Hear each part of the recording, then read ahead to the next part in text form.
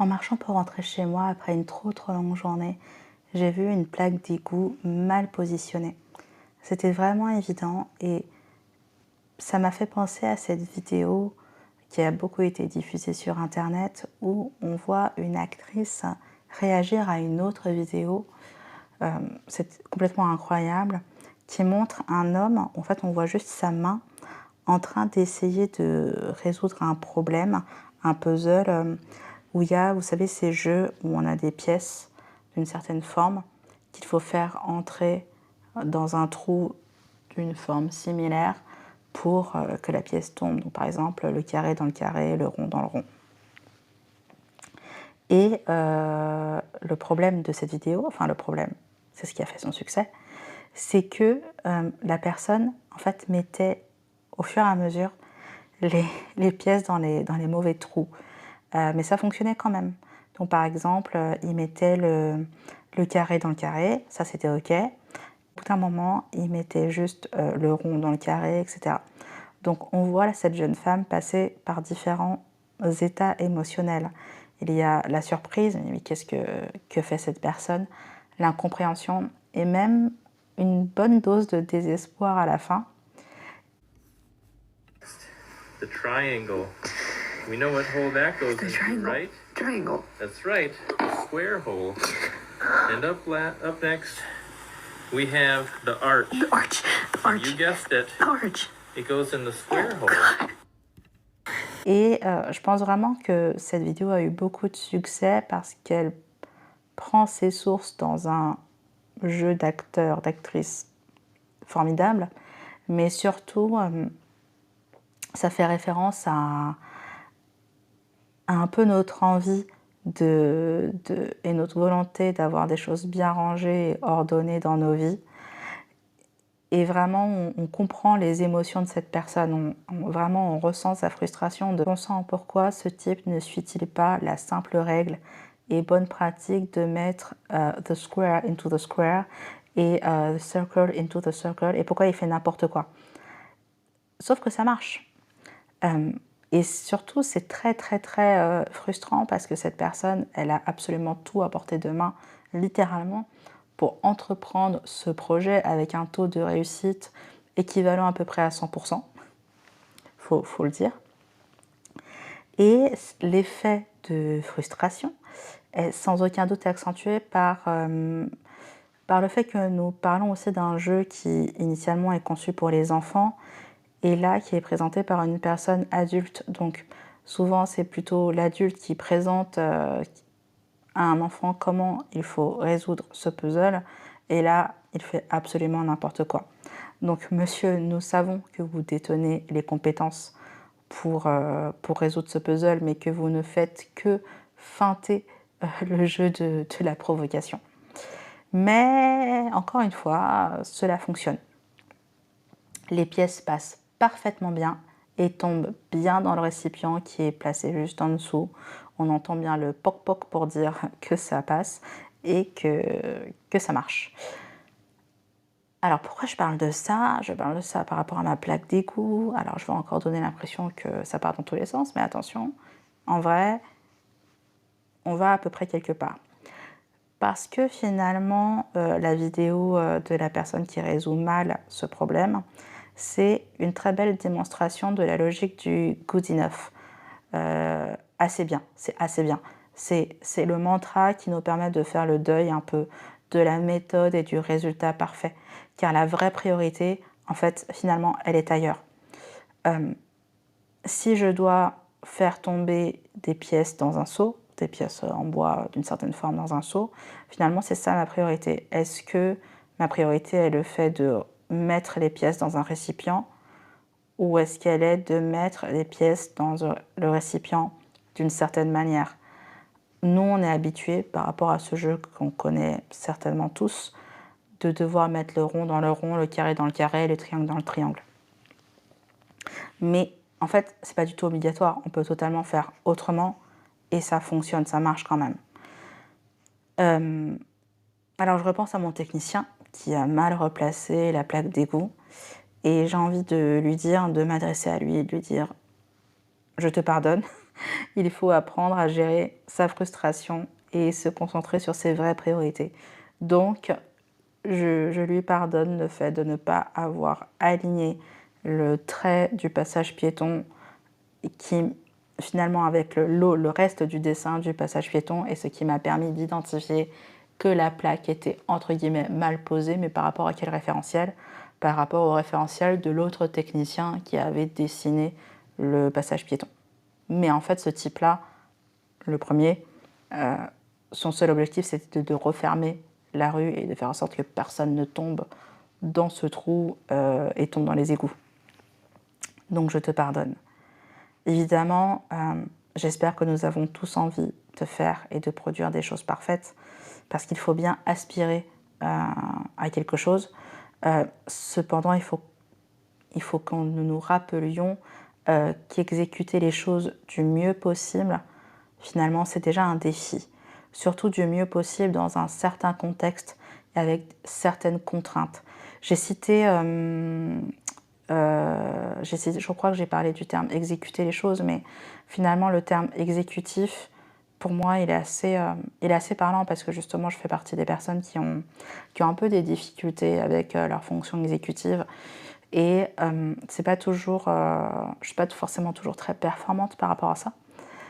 Et ça peut me poser des problèmes dans la vie quotidienne. C'est même un peu handicapant. Bonjour, c'est la voix IA pour l'interlude culturel.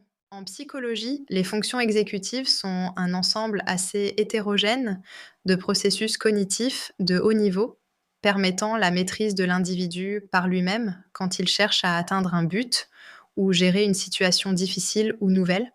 Ces fonctions permettent de faire varier le traitement de l'information et le comportement à chaque instant, en fonction des objectifs du moment, et d'une manière adaptative plutôt que rigide et inflexible. Source, Wikipédia, 12 mars 2025. Merci pour votre écoute. Donc, ça me force à faire des choix. Quand j'ai écrit ce texte, avant d'enregistrer le podcast, j'étais dans le train pour Lille avec une petite valise qui contenait mes affaires, mais vraiment, elles sont vraiment roulées en boule et certainement beaucoup moins organisées que les sacs de la majorité des passagers de mon TGV. Et j'étais la veille, hier, lorsque j'ai fait mon sac, j'étais vraiment hyper fatiguée. J'étais très très fatiguée. Je revenais d'une soirée de networking qui était géniale, mais qui m'avait consommé énormément d'énergie. Et avant d'arriver à cette soirée, j'avais passé 1 heure et demie d'enregistrement de podcast avec Bénédicte Didier, que je salue, tout en gérant la comptabilité en partie de l'agence, et en pensant au fait qu'il fallait vraiment réparer peut-être définitivement la chaudière du bureau. Ajouter à cela le fait que en ce moment je dors très mal, j'ai un sommeil d'une qualité vraiment plus que discutable. Et en plus, il fallait faire son sac pour aller 2-3 jours à Lille. Honnêtement, je ne sais pas combien de temps je reste ici, parce que j'ai l'impression de ne même pas avoir l'énergie de compter la durée de mon séjour. Je sais juste que je pars vendredi, et le jour où je verrai afficher le mot vendredi sur mon téléphone, je saurai que je dois prendre le train. Vraiment, j'ai l'impression d'être dans une logique que actuellement le problème de demain est le problème de demain. Et on en est au stade de me dire que le problème de tout à l'heure, qui est qu'est-ce que je mange, est le problème de tout à l'heure. Donc là, je suis dans une incapacité de planifier certaines choses, parce que je pense que j'ai tellement de choses que je dois en fait planifier, que je fais des choix. Et donc là, tout de suite, quelqu'un me demande quand est-ce que tu rentres, je pense que je suis incapable de lui répondre. Je lui dirais plus tard, attends, il faut que je regarde. Et donc, fonction exécutive, on revient là. Au plus bas, j'ai juste tout mis dans ma valise. Enfin, tout. En fait, j'ai l'impression d'avoir mis un tiers de ma vie dans ma valise, en espérant que le compte soit à peu près bon dans le nombre de vêtements, et en sachant qu'au pire des cas, je trouverai une supérette ou un magasin quelconque pour me dépanner. Surtout en tant que prestataire, ce que je vis avec l'agence Assonance, c'est qu'en tant que prestataire, forcément, surtout au niveau du conseil, on a toujours envie de faire les choses d'une certaine manière déjà parce que ça peut nous faire kiffer, mais aussi parce que on se projette en fait dans un projet. Forcément, quand on intègre le projet d'un autre client, pour que ça fonctionne, il faut qu'on y croit aussi en partie. On se projette et il y a des choses qu'on voudrait faire. Et parfois, on ne peut pas les faire. Et c'est pas forcément par manque de volonté, ça peut être un souci budgétaire, mais un souci budgétaire qui n'est pas nécessairement le fait d'avoir de la liquidité ou pas. Ça peut être de la priorisation de dépenses, parce que nous sommes en 2025, que l'économie n'est pas simple. Donc il y a énormément de sujets et qu'il y a beaucoup de prises de décision qui finalement sont beaucoup plus complexes que ce qu'on nous pourrions croire, et que parfois le véritable curseur qui va finalement, le point qui va diriger, qui va être vraiment ce qui va me permettre de prendre une décision, parfois ce critère de décision, en fait, celui que moi j'aurais n'est pas forcément celui de la personne en face de moi. Et que lui, en fait, sa priorité, finalement, elle est peut-être aussi légitime que la mienne, et peut-être même beaucoup plus légitime, surtout dans un domaine de prestation de service. Parce que vous voyez, là, si je reprends le truc de la plaque d'égout, ou si je reprends le truc du puzzle, entre guillemets, mal résolu, finalement, il y a un choix qui est fait, c'est de dire, ok, moi, ce que je veux là maintenant, c'est faire en sorte que ma plaque d'égout soit posée et que la rue soit sécurisée. Le travail était parfaitement exécuté. Si je veux que ça soit joli, c'est encore une autre histoire. Bien sûr, on peut se dire que le fait que ce soit joli est une priorité, mais il faut que cette priorité elle soit finalement décidée et en conscience.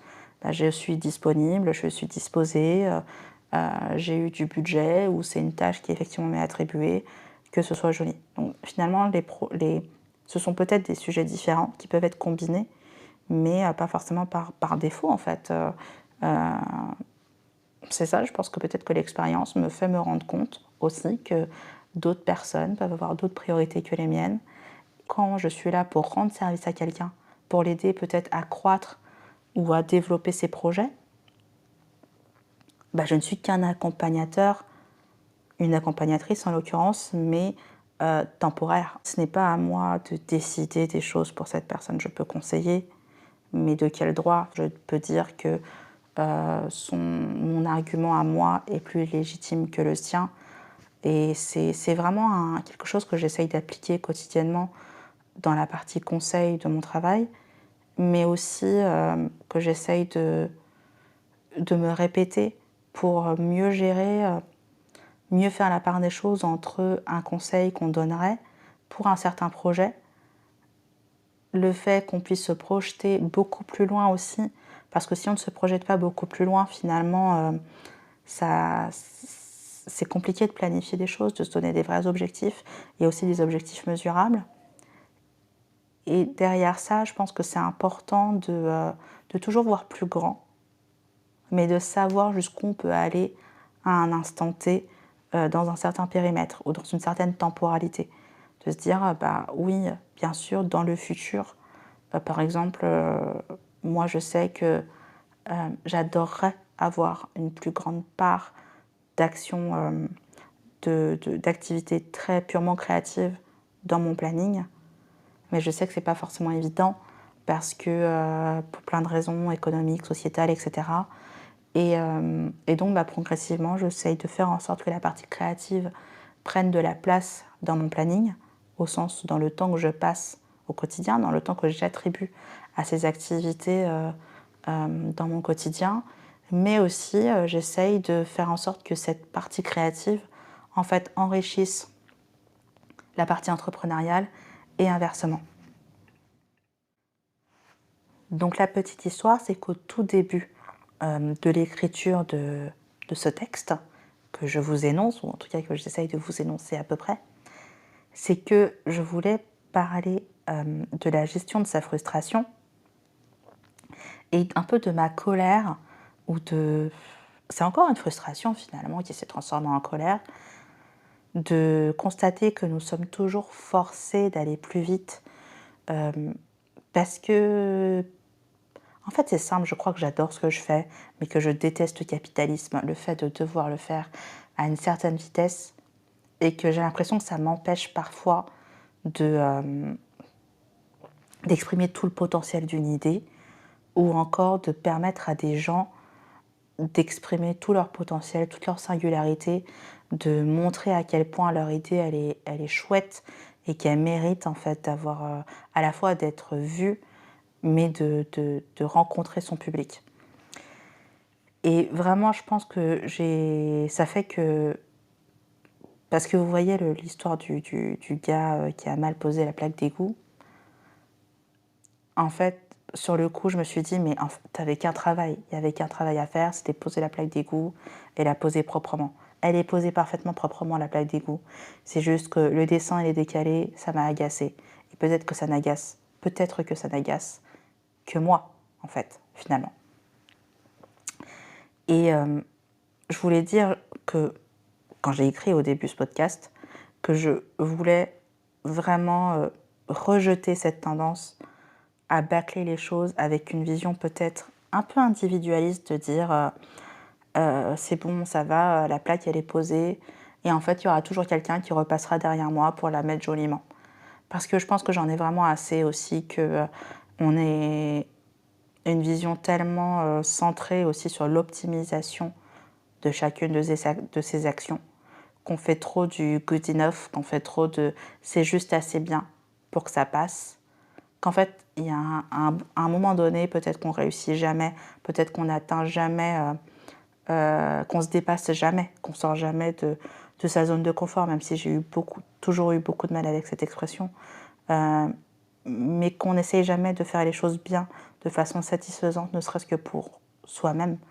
Et ça, pour moi, c'est très important que la moindre des tâches, même la plus banale dans mon travail, je dois ressentir une forme de satisfaction, une forme d'utilité, de dire là, j'ai été utile à un moment donné, même pour une chose qui pourrait être très très simple. L'exécution qualitative des choses, elle est finalement possible, même pour des choses très simples. De dire je veux que mon gâteau soit cuit, mais je veux que mon gâteau il soit bien cuit, au sens où je veux pas qu'il soit brûlé. Pourquoi? Parce que quelle est ma priorité?